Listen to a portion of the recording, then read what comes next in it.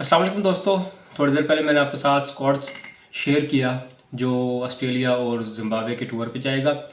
इस वक्त social media पे दो प्लेयर्स को लेके बातें सामने आ रही हैं। नंबर 1 फ़खर जमान और नंबर 2 हारिस रऊफ़। मैंने आप लोगों के साथ स्क्वाड शेयर किया। आप लोगों को डाउट तो हुआ होगा कि फ़खर जमान स्क्वाड में कहीं भी नहीं थे। पाकिस्तान के main opener Fakhar Zaman squad में कहीं भी नहीं थे। किसी ने गौर किया कि नहीं किया, लेकिन हमने बड़ा गौर किया और वही बात जो है अब सोशल मीडिया पर सामने आ चुकी है। दूसरी हारिस रऊफ़ कि हारिस रऊफ़ को किस बिहाफ पर टीम में शामिल किया गया। दोनों मसाइल पे बात करेंगे। सबसे पहले हम बात करेंगे फ़खर जमान के बारे में। फ़खर जमान को स्क्वाड में शामिल क्यों नहीं किया गया? मेरे नज़दीक और सोशल मीडिया पर जो बातें चल रही हैं उनके नज़दीक 4 ऐसी वजूहात हैं जिनकी बिना पर हो सकता है कि पीसीबी ने उनको स्क्वाड में शामिल नहीं किया। नंबर 1, उन्होंने फिटनेस टेस्ट पास नहीं किया। नंबर 2, उनकी परफॉर्मेंस कोई अच्छी ख़ास नहीं है, ख़ास परफॉर्मेंस नहीं है। नंबर 3, बाबर आजम की फेवर में उन्होंने ट्वीट किया। और नंबर 4, जब एक मीटिंग रखी गई थी और फ़खर जमान ने किसी बोर्ड के डायरेक्टर के अगेंस्ट बात की थी। तो ये 4 वजूहात हैं, हो सकती हैं कि जिसकी वजह से पीसीबी ने फ़खर जमान को सिलेक्ट नहीं किया। नंबर 1 पे हम बात करते हैं कि आपके मेन प्लेयर ने फिटनेस टेस्ट अगर पास नहीं किया तो आप उसको चांस दे सकते थे। आप उसको कहते कि आप ऑस्ट्रेलिया की सीरीज़ में नहीं है, आपको जिम्बाब्वे वाली सीरीज़ में खिला सकते हैं अगर आप फिटनेस टेस्ट पास कर लें। सबसे बड़ी वजह यह है कि फ़खर जमान को सेंट्रल कॉन्ट्रैक्ट से निकाल दिया गया। बात समझ आ रही है कि फ़खर जमान को पाकिस्तान के जो मेन ओपनर है, आपको पता है कि ओपनर्स की तो हमें पहले ही बहुत ज़्यादा शॉर्टेज है, ठीक है, और उसको जो है हमने टीम से निकाल दिया। दोनों टूर्स में नहीं है और हो सकता है कि वो चैम्पियन ट्रॉफी में भी ना हो सकता है। अब पीसीबी ने तो अपनी तरफ से जो कहते हैं कि प्लेयर को सबक सिखाना था वो सिखा दिया है, ठीक है, कि और वो मैं इधर कोई फ़खर जमान की साइड नहीं ले रहा।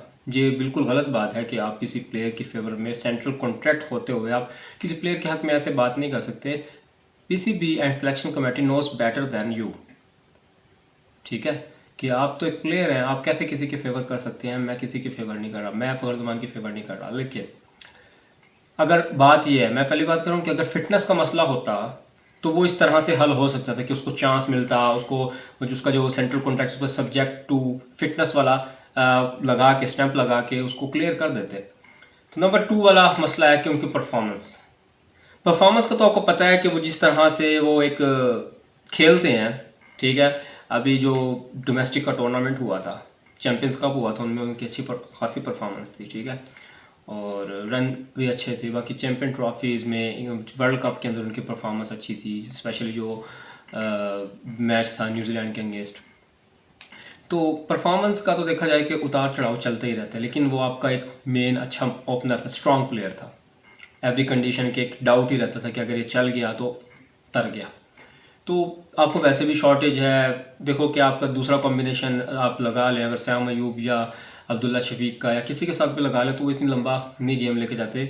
और देखा जाए फ़खर जमान का जो स्टाइल है खेलने का और जो उनका एक्सपीरियंस हो गया एज अ ओपनर, तो वो अच्छा परफॉर्म कर रहे हैं।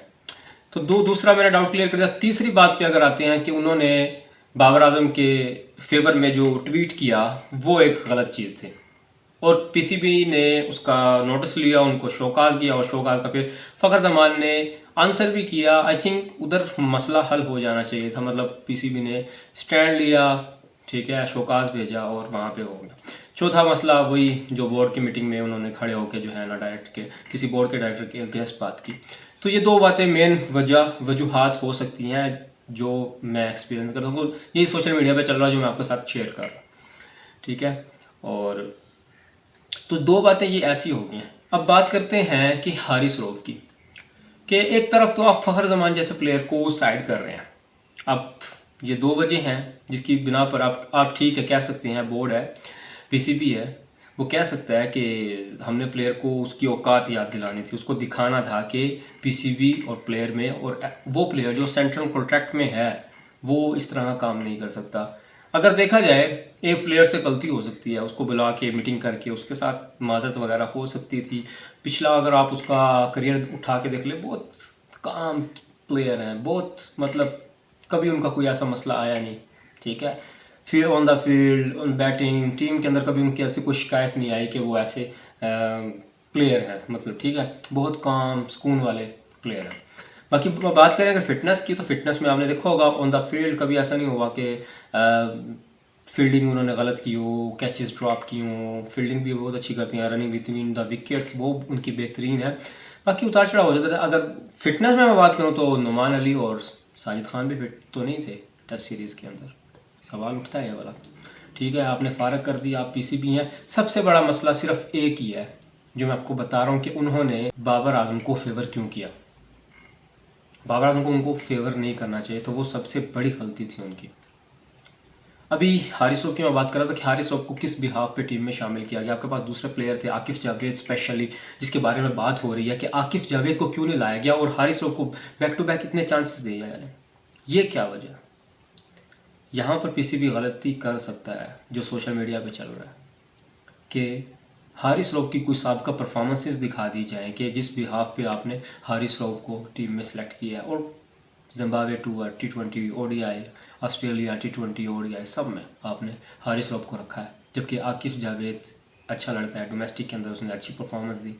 ऑस्ट्रेलिया की विकेट तो उसके लिए और फेवरेबल थी, तो उसको वहाँ पे शामिल क्यों नहीं गए? हवाल बहुत सारे सवालात यहाँ पर खड़े हो रहे हैं सिलेक्शन में। लेकिन फिर वही बात है कि आपने 2 टेस्ट जीते हैं, बेहतर हो सकता है कि सिलेक्टर्स ने ही ये सिलेक्ट की होगी टीम, उनको बेहतर पता है कि क्या करना है क्या नहीं करना है।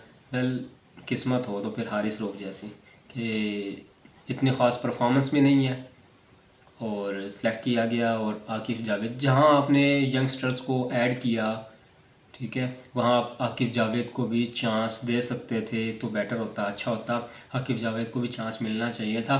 Well, let's see. ये तो क्रिटिसाइज़ और ये मसले मसाइल तो चलते रहेंगे सोशल मीडिया पर। जैसी कोई न्यूज़ और आती हैं हम आपके साथ शेयर करते रहेंगे। और इस तरह की न्यूज़, इस तरह की वीडियोस देखने के लिए आप हमारा चैनल सब्सक्राइब कर सकते हैं। तो मिलते हैं नेक्स्ट वीडियो में। अपना और अपने प्यारों का ख्याल रखें, भाई को दुआओं में याद रखिएगा। अल्लाह हाफिज़।